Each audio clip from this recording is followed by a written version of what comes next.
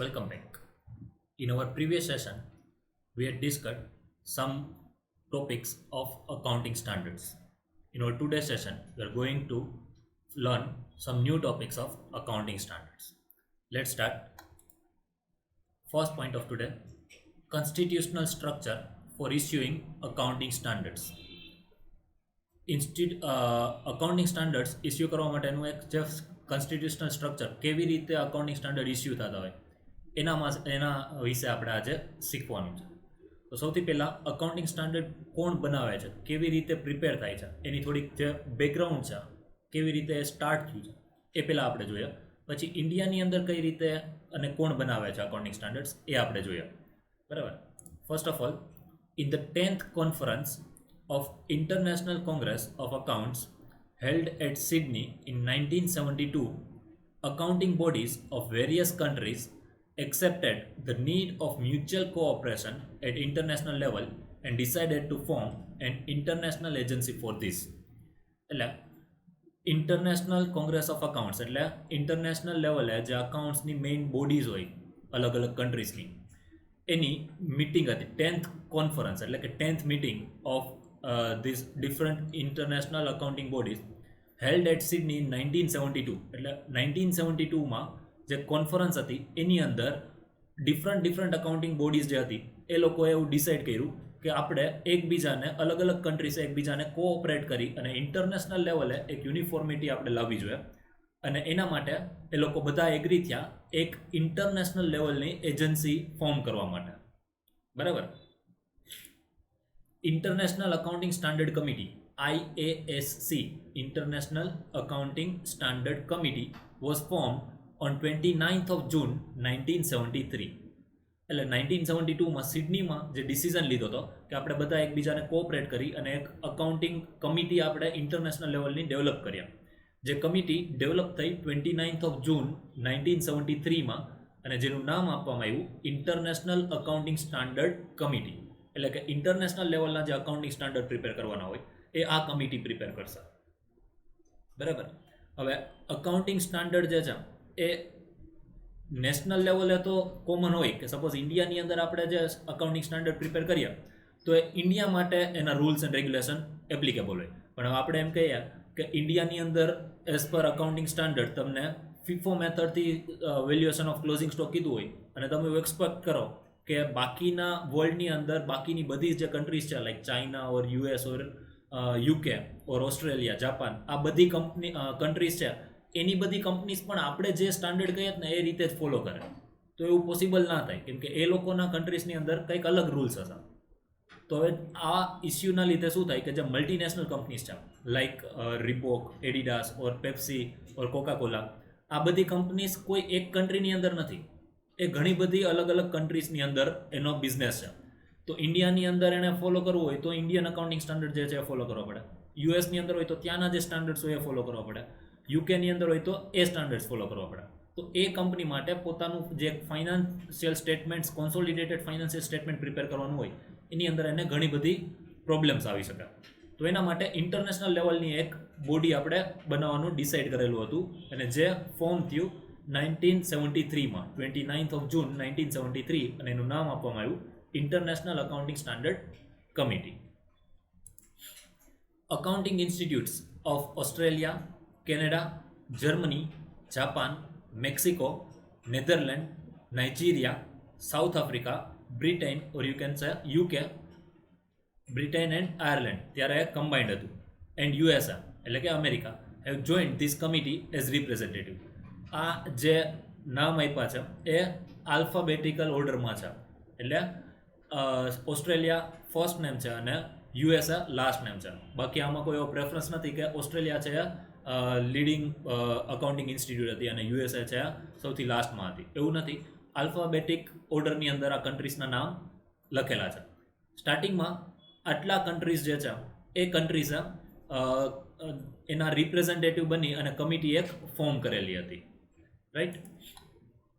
ઇન્ડિયાની અંદર the institute of chartered accountants of India ICAI has become an associate member of International Accounting Standard Committee in April 1974. હવે ઉપરની જે 10 countries છે એ main committee છે એ લોકોની. બરાબર. અને પછી અલગ અલગ કન્ટ્રીઝ જે છે એના મેમ્બર્સ બનતા ગયા અને એ લોકો એસોસિએટ મેમ્બર તરીકે એની અંદર એડ થતા ગયા. મેઇન કમિટીની અંદર સ્ટાર્ટિંગમાં જે લોકો જે કન્ટ્રીઝ જોઈન થઈ હતી એ કન્ટ્રીઝ છે. પછી અત્યારે તો એવી સિચ્યુએશન છે કે almost each and every countries are part of this accounting international accounting standard committee, but they are associate members, right? As you can say institute of chartered accountant of India, ICAI જે છે એ 1974 April 1974ની અંદર associate member તરીકે એની અંદર join થઈ ગયું હતું. IASC selects the accounting matter for which accounting standard is prepared. એટલે હવે પહેલાં તો આપણે જોયું કે આ committee international accounting standard committee કઈ રીતે બની, એની અંદર કયા એના મેમ્બર્સ હતા, ઇન્ડિયા જે છે એ ક્યારે એની અંદર પાર્ટિસિપેટ થયું હતું, એને ક્યારે જોઈન કર્યું. અને હવે આપણે ડિસ્કસ કરીએ છીએ કે કોઈ પણ અકાઉન્ટિંગ સ્ટાન્ડર્ડ પ્રિપેર કરવું હોય તો એના માટેની પ્રોસેસ શું હોય, કેવી રીતે અકાઉન્ટિંગ સ્ટાન્ડર્ડ ડેવલપ થતું હોય. તો પહેલાં ઇન્ટરનેશનલ અકાઉન્ટિંગ સ્ટાન્ડર્ડ કમિટી છે એ કોઈ એક સબ્જેક્ટ ડિસાઇડ કરે કે પર્ટિક્યુલર ટોપિક ઉપર આપણે એક અકાઉન્ટિંગ સ્ટાન્ડર્ડ પ્રિપેર કરવું છે, બરાબર. તો ફોર એક્ઝામ્પલ મેં તમને લાસ્ટ સેશનની અંદર પણ કીધું હતું કે આપણે ડેપ્રિસિએશન છે અથવા સ્ટોક વેલ્યુએશન માટેની જે ટેકનિક્સ છે એના માટે અલગ અલગ મેથડ્સ છે. તો પહેલાં એક ટોપિક ડિસાઇડ થાય કે વેલ્યુએશન ઓફ ક્લોઝિંગ સ્ટોક, આના ઉપર આપણે એક સ્ટાન્ડર્ડ બનાવવું છે. અથવા ડેપ્રિસિએશન, તો ડેપ્રિસિએશન ઉપર આપણે એક સ્ટાન્ડર્ડ બનાવવું છે. તો પહેલાં એક ટોપિક ડિસાઇડ કરે, એ ટોપિક ડિસાઇડ કરશે ઇન્ટરનેશનલ અકાઉન્ટિંગ સ્ટાન્ડર્ડ કમિટી. પછી શું થાય, at first rough draft of accounting standard is prepared which is prepared by expert group of committee. એટલે સ્ટાર્ટિંગમાં જે ટોપિક ડિસાઇડ થયો હોય એના ઉપર એક રફ ડ્રાફ્ટ એક પ્રિપેર થાય અકાઉન્ટિંગ સ્ટાન્ડર્ડનો, કે જેમની અંદર જે કોણ ડેવલપ કરશે, તો which is prepared by expert group of committee. એટલે અલગ અલગ કમિટીઝ જે હોય એના એક્સપર્ટ પર્સન્સ જે હોય એ એક રફ ડ્રાફ્ટ તૈયાર કરશે કે આટલી વેમની અંદર આપણે અકાઉન્ટિંગ સ્ટાન્ડર્ડ છે એની અંદર આટલી મેથડ્સ રાખી શકીએ, આ એની ટ્રીટમેન્ટ હોઈ શકે, આ ટાઈપનું પ્રેઝન્ટેશન હોવું જોઈએ, બરાબર. એક રફ ડ્રાફ્ટ આપણે રેડી કર્યા. Then it is circulated among associate members. પછી જેમ આપણે ICAI 1974માં એસોસિએટ મેમ્બર થયું હતું એમ બીજી કન્ટ્રીઝ જે હોય એને આપણે ઇન્ટરનેશનલ અકાઉન્ટિંગ સ્ટાન્ડર્ડ કમિટી જે છે એ રફ ડ્રાફ્ટ સર્ક્યુલેટ કરે કે અમે આ ટાઈપનું એક ડ્રાફ્ટ બનાવ્યું છે, આની અંદર તમારા કાંઈ સજેશન હોય અથવા તમે સ્ટડી કરો તમને અલગ કોઈ પોઈન્ટ આની અંદર હજી એડ કરવાના થતા હોય એવું લાગતું હોય, ચેન્જ કરવાનું લાગતું હોય, મોડિફાઈ કરવાનું લાગતું હોય, અથવા એઝ ઇટ ઇઝ એક્સેપ્ટ કરવાનું થતું હોય તો તમે એના માટે સજેશન આપો. તો પછી એ સર્ક્યુલેટ કરીએ આપણે associate members of committee four there study, consideration and opinion. આપણે એને રીડ કરવા માટે આપીએ, સ્ટડી કરે એ લોકો, એનું ઓપિનિયન હોય તો એ આપે, એની અંદર કાંઈ ચેન્જીસ કરવા જેવા લાગતો હોય અથવા કોઈ પોઈન્ટમાં કાંઈ મોડિફાઈ કરવું હોય તો એ આપણને સજેશન આપે, બરાબર. After careful and wide study and consideration, the committee prepares final draft. Committee means International Accounting Standard Committee. બધા લોકો, બધા એસોસિએટ મેમ્બર્સના જે ઓપિનિયન હોય, કન્સિડરેશન હોય એ બધું એ લોકો રેકોર્ડ એમની પાસે મંગાવશે અને એના પછી એક ફાઇનલ ડ્રાફ્ટ જે છે એ રેડી કરશે.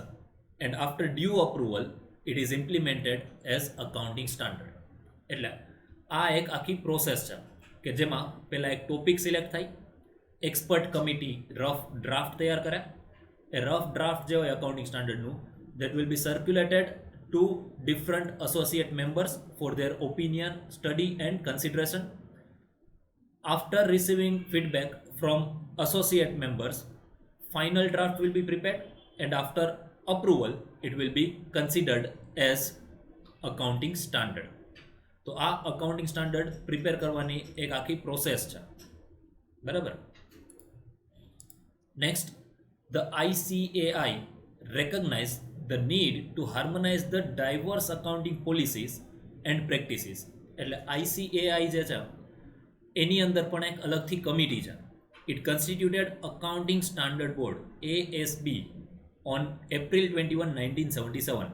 1977માં અકાઉન્ટિંગ સ્ટાન્ડર્ડ બોર્ડનું એક ફોર્મેશન કરવામાં આવ્યું under ICAI.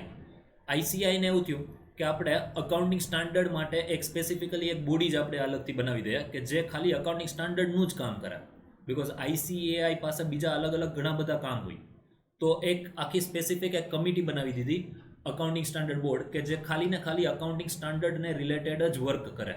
Dedicated designated specifically એક બોડી ડેવલપ કરી દીધી. Accounting Standard Board will give due consideration to international accounting standards and try to integrate them to the extent possible in the light of consideration and practices prevailing in India. એટલે accounting standard board શું કરશે, એનું work શું છે, તો ઇન્ડિયાની અંદર accounting standard develop કરશે અને એની અંદર ઇન્ટરનેશનલ લેવલના જે સ્ટાન્ડર્ડ્સ છે, international accounting standards, A up to extent possible, જેટલા લેવલ સુધી પોસિબલ હોય એ રૂલ્સ અને રેગ્યુલેશન જ આપણા જે અકાઉન્ટિંગ સ્ટાન્ડર્ડ હોય એની અંદર ઇમ્પ્લિમેન્ટ કરે, ઇન્ક્લુડ કરી દે. બરાબર.